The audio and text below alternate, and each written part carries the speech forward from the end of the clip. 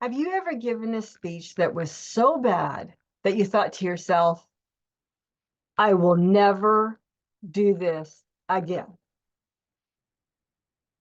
For me, that happened in 2009 during a club level Toastmasters humorous speech contest.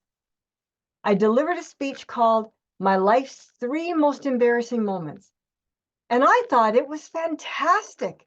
I drew upon several memories of my youth, and I thought, I've got this. When the day of the contest came, I delivered my speech, and the reaction from the audience was this. I did not get a laugh, a giggle, not even a smile. It was flatter than a pancake. Humor, obviously, was not my thing at all. Needless to say, I did not win the club level contest.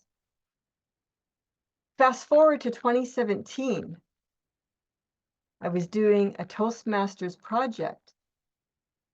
The title of the project was My Man Dave. It was about my husband and his habit of spending money on big things like buying a horse, buying a truck, buying not one but 2 guitars, and so on. That speech went over with the audience so well, I couldn't believe it. It wasn't even intended to be humorous speech, and the audience was laughing. They absolutely loved it. And believe it or not, Dave had a bit of a following after that, and I was even asked to do a sequel speech. They wanted to know, what has Dave been up to recently? When I look back on that experience, I learned something, that if I shared stories about myself, it really actually wasn't all that funny. But speeches about family members, that is where the humor lies. Lesson learned for me. And I carried that lesson forward to 2022 when I dipped my toe back into the water and decided to compete in the humor speech contest for a second time.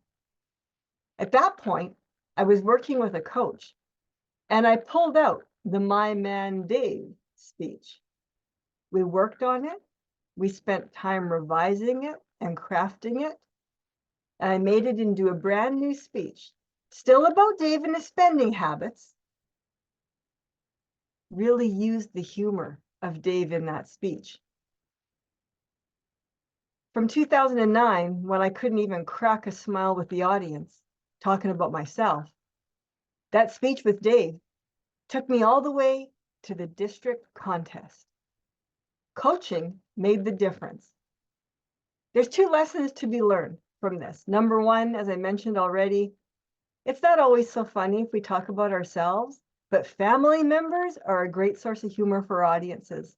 And secondly, working with a coach helped me take that speech even further, all the way to a district contest. As you work on any speeches you may be working on, remember to include a family member if you want to incorporate an element of humor. And if you wish to learn more about coaching, feel free to reach out to me today for a discovery call, and we can talk more about how to incorporate humor into your next presentation.